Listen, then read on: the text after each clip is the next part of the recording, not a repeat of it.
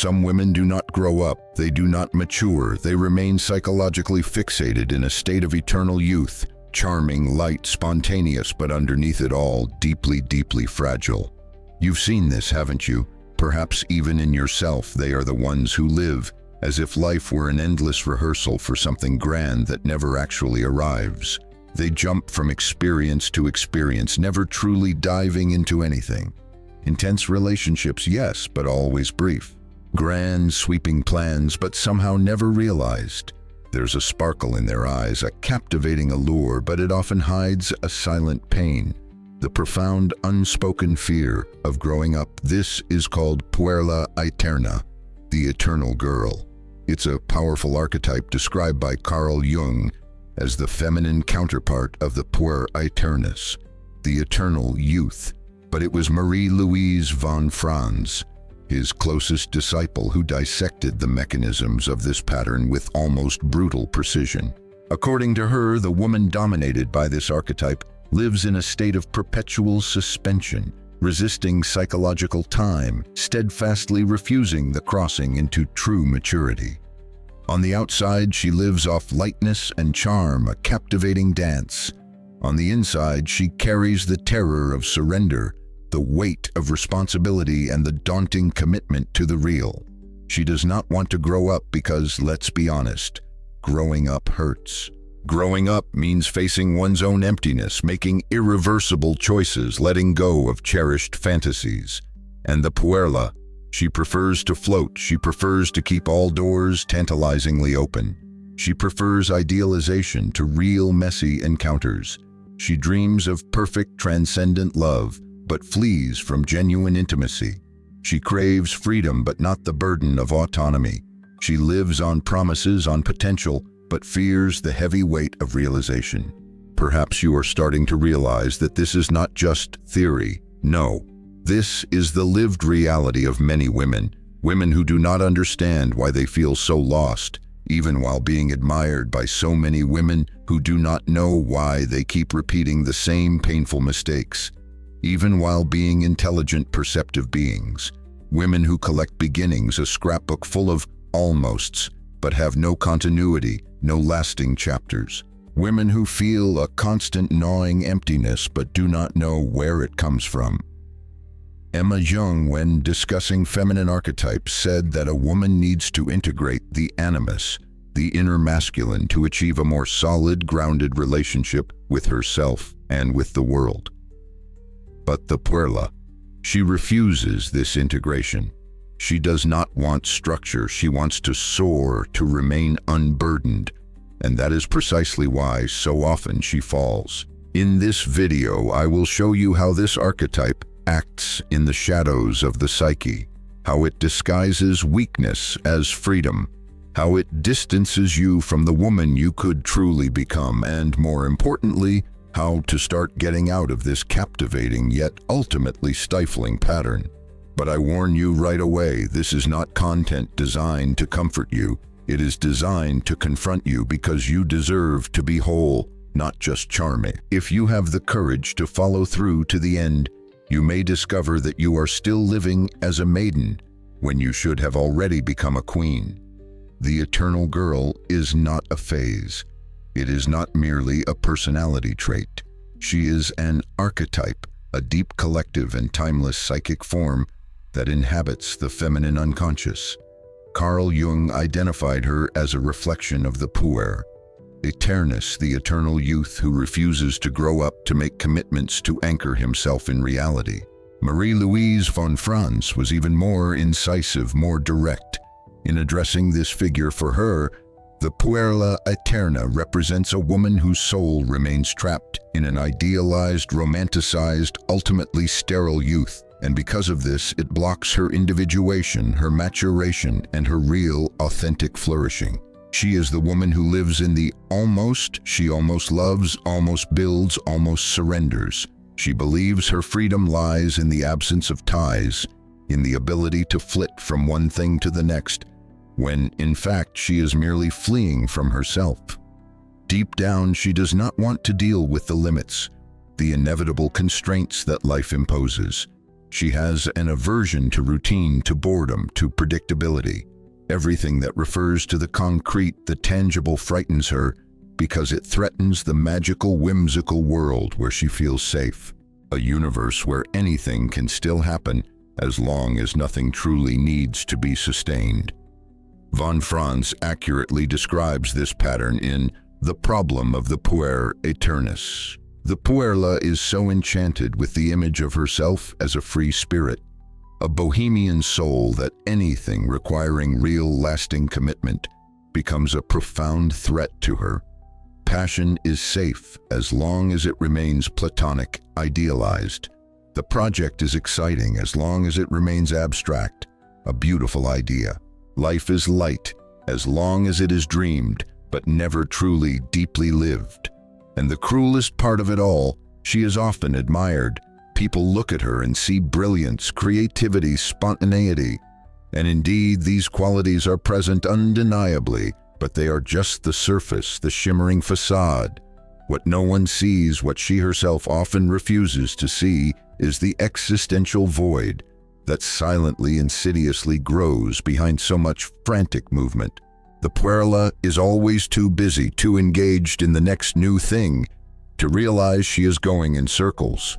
She is, in a tragic sense, a pilgrim of nothingness. But where does this refusal to grow, this clinging to an idealized youth, come from? Why do so many modern women identify consciously or unconsciously with this pattern? This is where the crucial point comes in. The Puerla does not arise from nothing, no. She is often the product of a culture that venerates youth and despises, or at least devalues, maturity. A culture that tells women subtly and overtly that their value lies primarily in being desired, not in being profound. A culture that often convinces them that the feminine is synonymous with lightness, with charm, not with authority, not with grounded strength. Moreover, the eternal girl is frequently a psychic response to unresolved traumas, emotional pain frozen in childhood, unaddressed wounds from the past, can create an unconscious, powerful resistance to maturation. The wounded woman, the girl who never felt safe enough to fully grow, builds a charming, captivating persona to survive. But this mask over time becomes a prison. The archetype of the Puerla is in this sense both a symptom and a defense mechanism. Emma Jung in Animus and Anima points out that a woman who does not work on her relationship with her own unconscious contents with these powerful archetypal forces tends to be possessed by them. And the result is exactly that, a life in which the conscious personality is fragile, inconsistent, vulnerable to the archetypal currents that operate beneath the surface. The eternal girl is not in control of her own life. She is being lived by an image, an ideal that she does not even realize she carries. Now perhaps everything begins to make sense. Your restlessness, those repetitive patterns in relationships, and work the nagging feeling that you never truly feel whole, even when on the surface it seems you have everything.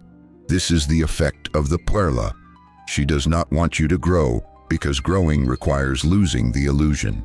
And illusion for her is the most expensive, most cherished currency of the psyche. But then an essential question arises. If this is the maiden, the Puerla, that dominates so many lives, where is the rest of the feminine? Where is the path to something more whole, deeper, more true? This is what we will talk about now, because within you, beyond the girl, beyond the charming facade, there is a sleeping queen. And perhaps, just perhaps, it is time to wake her up. If this content is making sense to you, if it's stirring something within, click that subscribe button and subscribe to the channel. Thank you for your support. It means the world within every woman.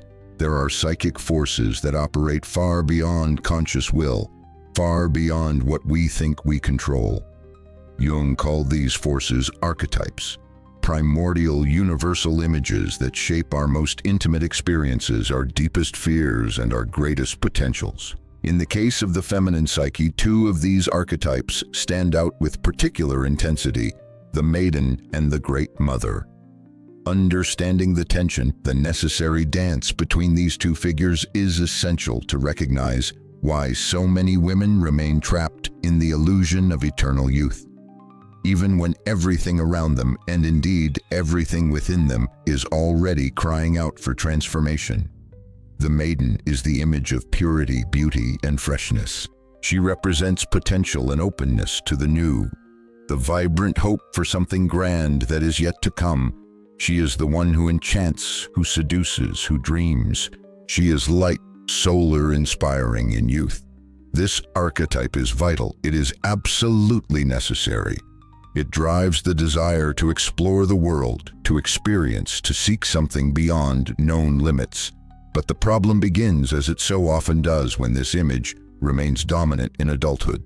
When the maiden does not make space, does not yield for other aspects of the psyche to manifest. She becomes an obstacle. She prevents the woman from maturing, from establishing herself firmly in the world, from taking full responsibility for her own destiny. The woman continues to see herself as pure potential, but never allows herself to become full realization. She remains in the eternal almost knows what she wants, almost surrenders to love, almost finds herself, and this almost becomes a black hole, an emotional vortex that sucks away vitality, purpose, and meaning. Marie-Louise von Franz writes with her characteristic insight that the maiden who refuses to die symbolically cannot be reborn as a whole woman. And here we are not talking about physical death, of course. We are talking about the symbolic death of the childish ego, that part of us that insists on living in fantasy, that seeks to be saved, that rejects the weight, the often uncomfortable friction of reality. This death is painful. Yes, it is a letting go, but it is absolutely necessary, because only from that surrender can the Great Mother, the archetype of maturity, nourishment, wisdom, and embodied strength, emerge.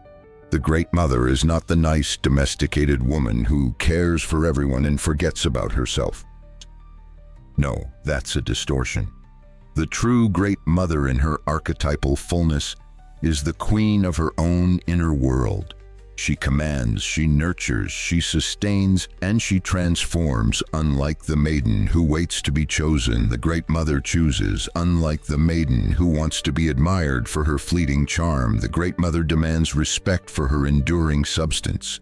She does not need to be charming because she is whole. She is the one with deep roots who knows when to give, when to protect, when to withdraw. The woman who embodies this archetype stops asking for permission to exist. She simply exists with presence, with depth, and with direction. But few reach that point. Why? Because the path requires sacrifice. The maiden must die symbolically for the queen to be born. And this is a passage of profound transformation that the Puerla Aeterna does not want to make. She clings to the mirror of youth, to the promises of idealized fairy tale love, to the illusion that time does not pass. But time inevitably passes, and when a woman refuses the call of maturity, she begins to wither inside. The archetype of the maiden, which was once a source of brilliance and light, becomes a gilded cage.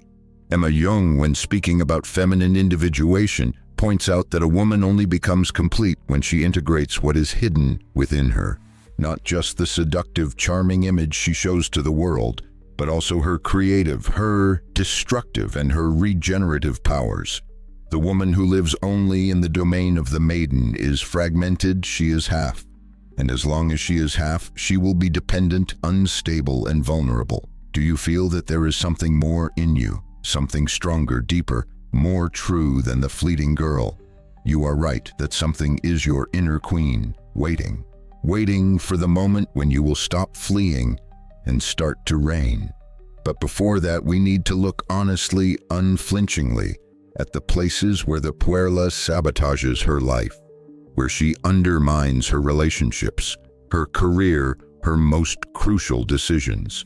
Because if you do not see where the eternal girl is operating, she will continue to be in charge, pulling the strings without you even realizing it. And that is exactly what we will explore next. Where the Puerla acts, how she sabotages, and what she is trying to avoid at all costs.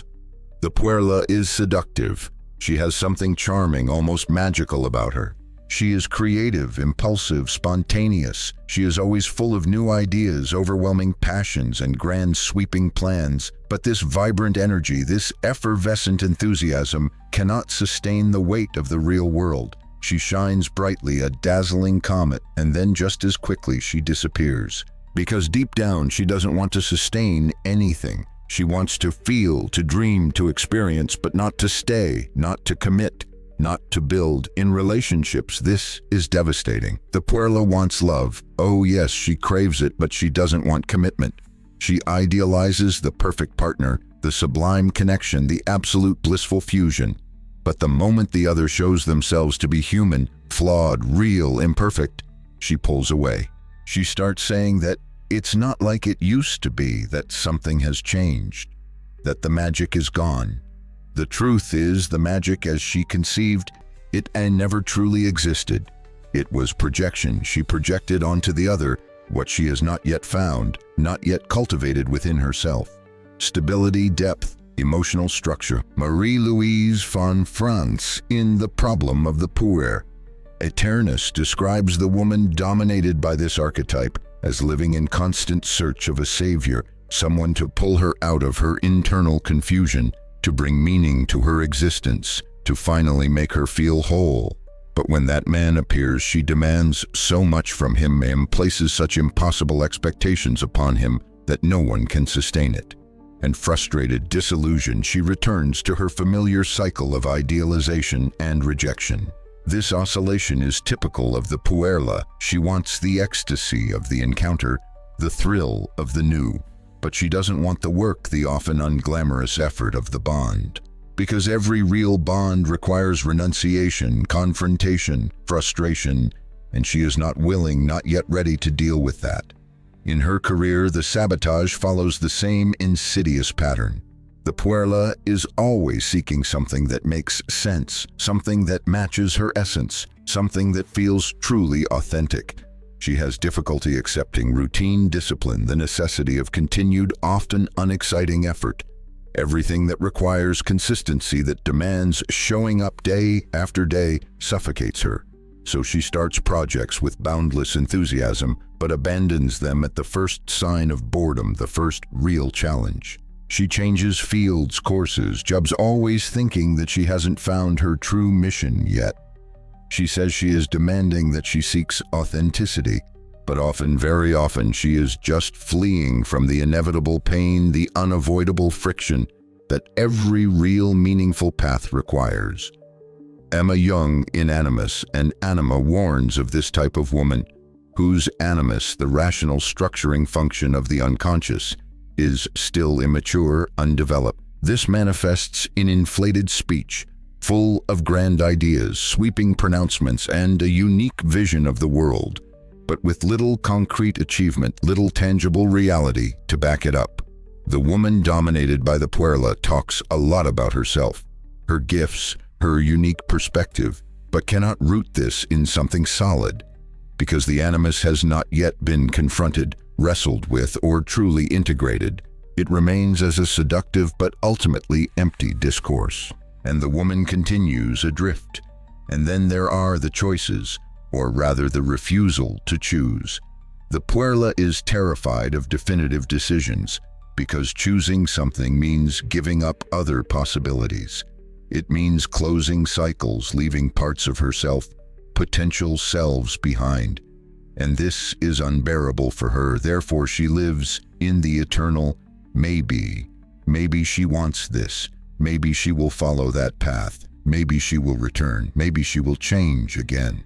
This maybe keeps her in a suspended state, a psychological limbo where nothing truly flourishes because nothing has truly deeply been planted. What this woman has not yet understood, or perhaps refuses to accept, is that maturing is not losing freedom, it is conquering it. True freedom is not being able to escape everything, to keep all options open indefinitely. True freedom is being able to stay, to be able to build, to be able to sustain one's own existence with dignity and purpose. But behind all this instability, this frantic search for the next new thing, there is something deeper, something that often the woman herself cannot name. A hidden pain, a psychic wound, an existential void that the Puerla tries to mask with movement, with romances, with new ideas, with constant distraction. And it is this secret pain, this unacknowledged grief that we need to illuminate now. Because the Puerla is not just a behavioral pattern, she's a symptom of something much more intimate, a soul that feels alone, lost, and too scared, too vulnerable to embrace her own wholeness. In the next part, we will dive into the shadow of the eternal girl and reveal the silent pain she tries so desperately to hide behind her captivating enchantment. The Puerla Aeterna enchants. She truly does. She lights up the places she passes through with her lightness, her spontaneity, her almost mystical aura of eternal youth. She is sweet, delicate, sensitive, and yet underneath it all, deeply restless. She carries in her gaze a haunting mix of hope and emptiness, because behind all that shine, all that captivating charm, there is a pain that almost no one sees, and that many times she herself cannot name, cannot even acknowledge. This woman lives dominated by a fantasy, the fantasy that if she is good enough, beautiful enough, and lovely enough, she will be loved, protected, and guided by someone stronger. The charming prince, the fairy tale hero, who will come to place her in the spot where she can finally live happily ever after. She does not consciously acknowledge this, of course not, but her behaviors betray her, the constant passivity, the chronic indecision, the overwhelming need to please everyone, the paralyzing fear of displeasing, the insatiable, almost desperate quest for external approval. The Puerla is the woman who speaks sweetly, who hesitates to make decisions alone, who prefers to wait for others to do, to say, to resolve. She wants to be guided, she wants to be desired, she wants to be saved. And when the supposed savior appears, a real man with his own flaws, contradictions, and limitations, she is deeply, profoundly disappointed, because reality, messy and imperfect, never matches the pristine ideal she holds in her mind. And she who projected all the resolution of her own existence, all her hopes for wholeness onto him, feels betrayed, misunderstood, abandoned. Thus begins yet again the painful cycle of escape, rejection, and new, ever more desperate idealization. Marie-Louise von Franz describes this behavior with an almost painful clarity. The Puerla lives in an emotional, childlike state, still waiting, always waiting for someone or something external to come and fill her inner void. But since this filling never truly comes from the outside, because it cannot come from the outside, she fragments slowly, almost imperceptibly at first. The fantasy that was once her refuge, her safe haven, begins to turn into a prison. And what once protected her from the harsh realities of the world now isolates her from it. Often this archetype develops narcissistic traits.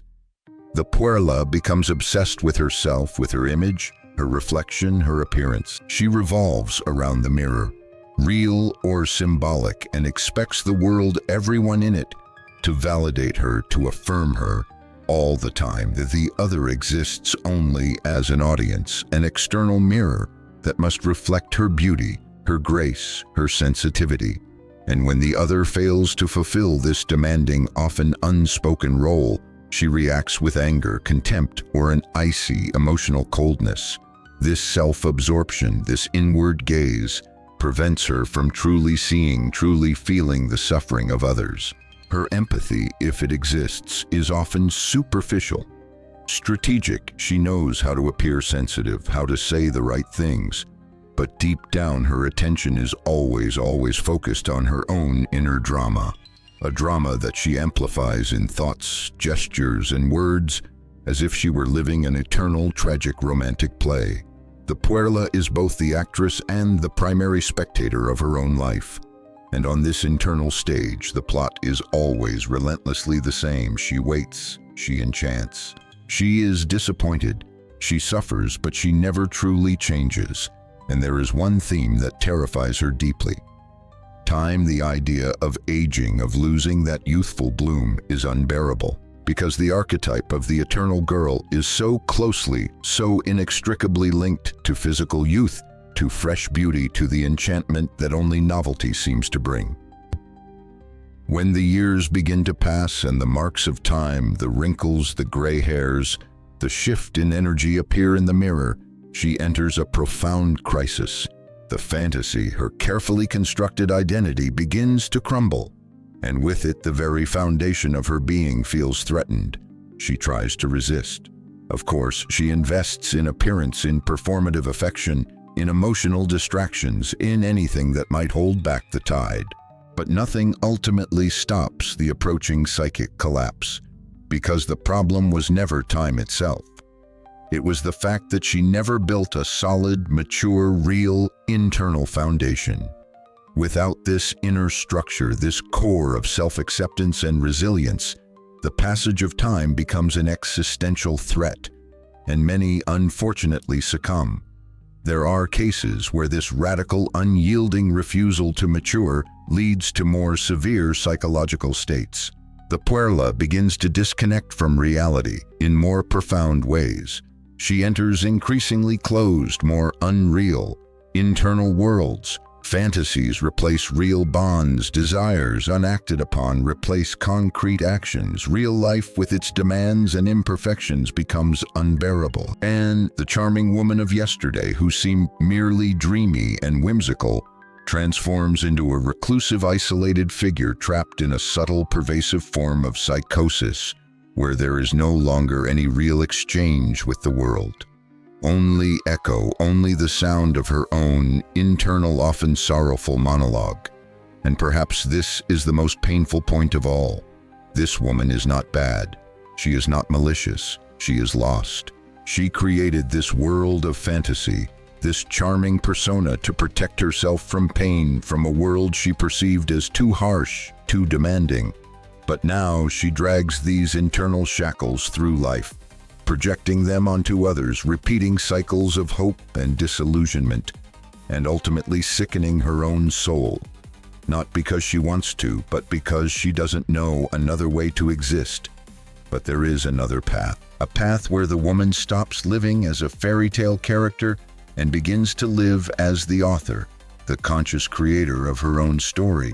But to walk this path, she needs to do something that the archetype of the Puerla will never ever allow willingly. She needs to choose to grow, and it is about this growth, real, deep, often painful, but ultimately liberating, that we will talk about next. Because there is a way out, but it requires you to cross the mirror to shatter the illusion. If what you're hearing resonates with you, if it feels true on a deep level, you'll find real value in my ebook Beyond the Shadow. It breaks down Jung's core ideas and gives you tools to understand yourself more deeply. The link is in the pinned comment. Breaking away from the archetype of the Puerla Aeterna is not simple, and it is definitely not painless. It is in fact a brutal crossing because it requires a direct, unflinching confrontation with what this woman fears most. Change. Not superficial change, not a change in appearance or environment, but true, profound inner transformation, the kind that demands surrender, the kind that requires symbolic death, the kind that demands she abandon the fragile, charming girl she built to survive and finally become a woman. This transformation does not happen by chance. It doesn't just occur. It begins the moment the woman realizes, truly allows herself to see, that the cycle repeats, that the same patterns keep emerging relentlessly. Shallow relationships, postponed decisions, abandoned dreams, a chronic nagging sense of emptiness and inadequacy. Reality, persistent and unyielding, knocks at the door. Time, the great teacher, makes itself felt. And for the first time, perhaps she faces the mirror without the comforting, distorting veil of fantasy. It is at this point that the path of individuation, as proposed by Carl Jung, reveals itself. Individuation is the process of becoming who you truly are, not a persona constructed to be loved or accepted by others, but an integrated, conscious, living psyche. For this to happen, the woman needs to stop fleeing from herself. She needs to stop chasing promises and new beginnings that ultimately lead nowhere. She needs to truly commit to the process of maturity, even if it hurts, and it will hurt, because growing up requires renouncing the deceptive comfort of psychic childhood. And here comes the most delicate, most crucial point. The relationship with time. The Puerla is terrified of aging because she associates youth with freedom, beauty, worth. But this is an illusion, a powerful one often created and reinforced by a culture that idolizes appearance and ignores or even devalues depth. Aging is not the end of freedom. On the contrary, it is often the beginning of true freedom, because only when the woman stops seeking external approval, stops performing enchantment, stops depending on the gazes of others for her sense of self, does she begin to live authentically. Aging in this sense is maturing, and maturing is learning to choose, to sustain, to remain. It is moving from the nebulous maybe to a firm, grounded yes. It is stopping waiting for someone else to solve her life and starting to take charge of her own psyche, her own destiny. It is abandoning the victim discourse and positioning herself as the author, the creator of her own experience. It is understanding that being a woman is not just about being light and ethereal and charming. It is about being whole. Marie-Louise von Franz states that the true healing of the archetype of the puer, or the puerla, begins when the individual commits to something greater than their own personal fantasies, their own fleeting desires. It can be a job, a creative endeavor, a true committed relationship, a spiritual quest. It doesn't ultimately matter what it is. What matters is the commitment. That word so feared, so resisted by the eternal girl. Committing is planting your feet firmly on the ground and saying with conviction, I am here, I choose to be here, and I accept the consequences, the responsibilities of that choice. This commitment requires a pause in the constant frantic movement. The woman needs to stop fleeing. She needs to observe her patterns with radical, sometimes painful honesty. Reflect silence, ask herself truly, ask herself, how long will I live adrift? How long will I hand my life, my power over to the invisible hands of chance, of others, of luck? She needs to take command. This does not mean hardening, losing sensitivity, or killing the maiden within. No, it means integrating her, making space for the wise, firm, and mature part of the psyche to emerge and take its rightful place. It means becoming a subject, no longer merely an object of others' desire or expectation. It means accepting that growing up is not about ceasing to be enchanting. It is about ceasing to be dependent. And here lies the great paradox. When the woman stops chasing idealized love, constant approval, the perfect fairy tale life, that is precisely when she begins to be truly deeply loved, because she finally shows herself as she is, without masks, without performance, with presence, with truth. But the journey does not end here, because now that the Puerla begins to awaken to reality, to the possibility of a different way of being, she needs to find a new center of identity, a new internal place from which to live, from which to operate. And this leads us to the next and final part, the profound crossing of individuation, the birth of the whole conscious-rooted woman. Life demands, it always demands, and for the woman dominated by the Puerla Aeterna, this demand does not ultimately come from the outside. It comes from within. At some point, even with all the effort to maintain lightness, charm, and the appearance of freedom, something begins to crumble behind the carefully constructed facade. Emptiness settles in, anguish intensifies, and a question, a haunting, persistent question, begins to echo in the silent chambers of her soul. How long? How long will I continue to run away from myself? There comes a time when the archetype of the eternal girl no longer serves, it no longer protects, it no longer enchants. It suffocates, it imprisons, It actively prevents you from becoming who you truly are because what it wants, what it needs to survive, is to keep you still suspended, enchanted by promises waiting for the right moment. The right man, the perfect opportunity that somehow never comes. And it won't come, not like that. Because reality, true, substantial reality, demands attitude, presence, responsibility. Reality demands maturity.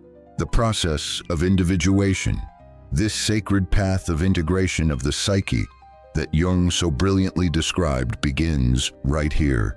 When you choose to stop waiting, when you understand deep in your bones that maturing is not the end of beauty, but the beginning of depth. That it is not the end of love, but the start of real, meaningful connections. That it is not the end of freedom, but the birth of true internal autonomy. Breaking away from the Puerla is an act of profound courage. It is letting go of an identity that has served you, perhaps protected you for a long time, but now limits you, confines you. It is crossing the desert of doubt, fear, and loneliness to find a deeper, more resonant truth about yourself. It is looking into the eyes of the woman you could be, the woman you are meant to be, and saying with your whole being, yes. The woman who emerges from this process is not perfect. She does not enchant everyone. She does not live on promises or float on illusions, but she is whole. She is the one who leads her life, not one who is led by it. She is the one who knows herself, who supports herself, who commits to her own journey with all its imperfections and its beauty.